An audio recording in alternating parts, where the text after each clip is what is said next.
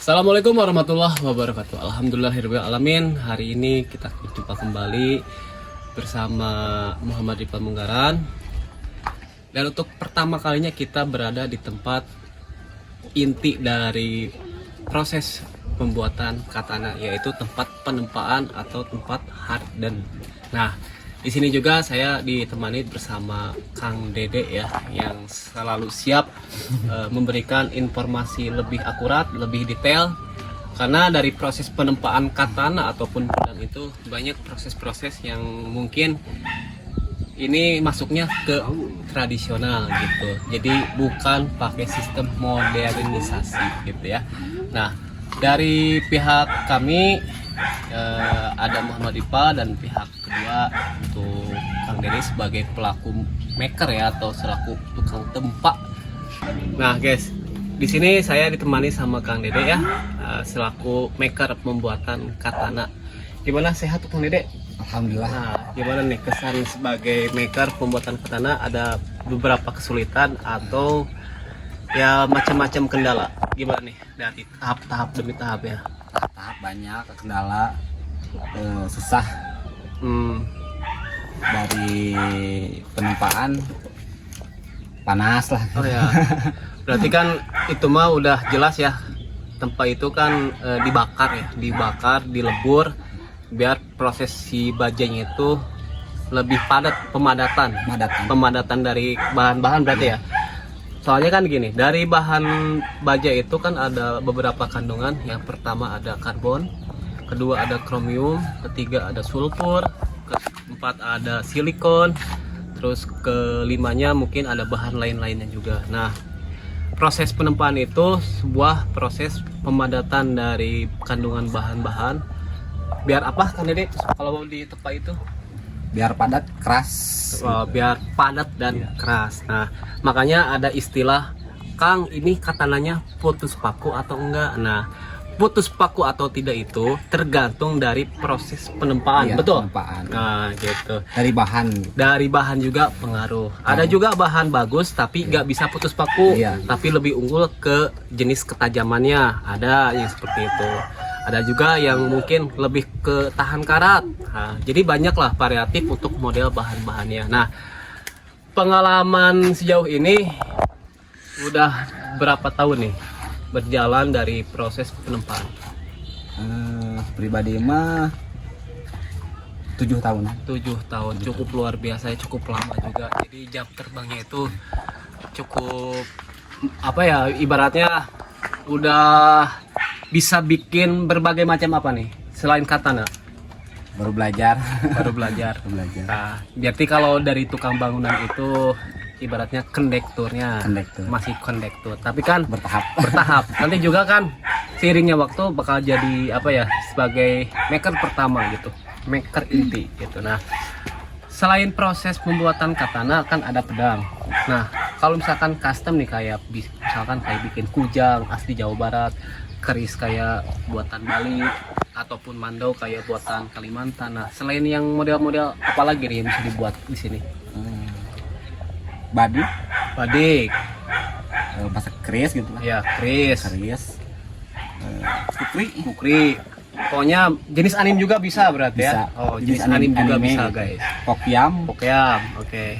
Nah, memakan waktu berapa jam nih ketika kita mulai proses dari awal? Satu katana misalkan nih, satu katana kita tepak itu memakan waktu berapa jam? 1 jam. Dari awal sampai akhir. Nah, untuk proses penyipuannya itu sekaligus langsung jadi atau ada lagi proses yang lain? Ada proses yang lain, poles langsung sipu, langsung nujok laken. Oh, laken. Jadi bahasa laken itu bahasa penyikatan untuk bahan bilahnya. Nah, berarti proses tempa, proses sipuh itu, dan proses laken berarti ya, proses penyikatan itu beda-beda lagi gitu. Beda waktu, beda proses gitu. Beda tempat juga. Oh, Mbak. Jadi kalau di sini itu tempat pembuatan penempaan gitu ya, penempaan katana. Nah, mantep banget. Next guys, selanjutnya saya akan tunjukin tempat penempaan katana ya. di bengkel atau di gosali yang ada di daerah Sukabumi, Cisaat, Jawa Barat. Nah, mari kita tunjukin sedikit.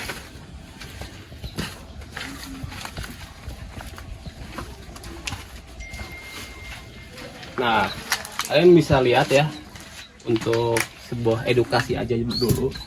Nah, ini ada beberapa bahan di sini yang terbuat dari bahan baja per. Dan ini ada beberapa bahan yang sudah kelar diselesaikan. Ini ada jenis Julpakor ya. Ini sebatas pola ya?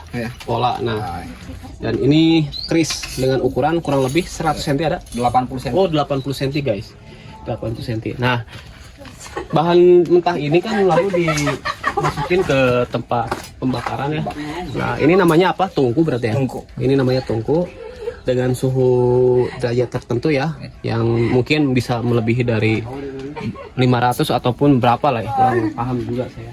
Nah, terus di sini juga ada beberapa media alat sebagai bentuk pekerjaan ya. Palu ini kan bentuk membentukin atau memadatkan bahan yang ada di sini. Misalkan kita buat katana, nah kita polanya itu pakai palu gitu. Coba angkat bos, berat gak? Ini kurang lebih ada di 3 kilo atau 5 kilo. 3 kilo. Oke. Jadi pukul ke sini nih. Gak.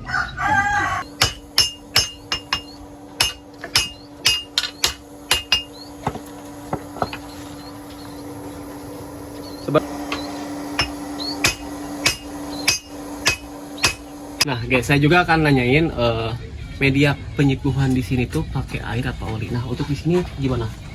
Biasanya pakai Penyipuhan ya, pakai oli. pakai oli. Nah, oli itu kelebihannya apa? Kelebihannya bisa nyantai. Kalau pakai air gak bisa nyantai, harus cepat. Oh, begitu. Berarti dari air dan oli itu ada kekurangan dan ada kelebihan gitu. Nah, Tapi dari ketajaman sama. dari ketajaman sama. Jadi proses dari penempaan itu pada akhirnya disipu. Sipu itu berarti akhir dari proses penempaan gitu guys. Oke guys, di next video kita akan tunjukin lagi beberapa tahap demi tahap proses pembuatan katana, mulai dari penempaan, penyipuhan, dan juga proses laken atau penyikatan. Nah, di sini juga ada tempat proses penyipuhan di sini ya, di ruangan yang sama. Nah, beda tempat tapi. Nah, di sini ada beberapa media oli, air apa oli? Oh, air ya. Di sini ada media air buat penyipuan. Di sini juga sama ada tempat pembakaran ya, tungku untuk penyipuhan, atau ada proses lainnya juga selain air, ada juga oli sebagai akhir dari proses penempaan, yaitu penyipuhan guys gitu.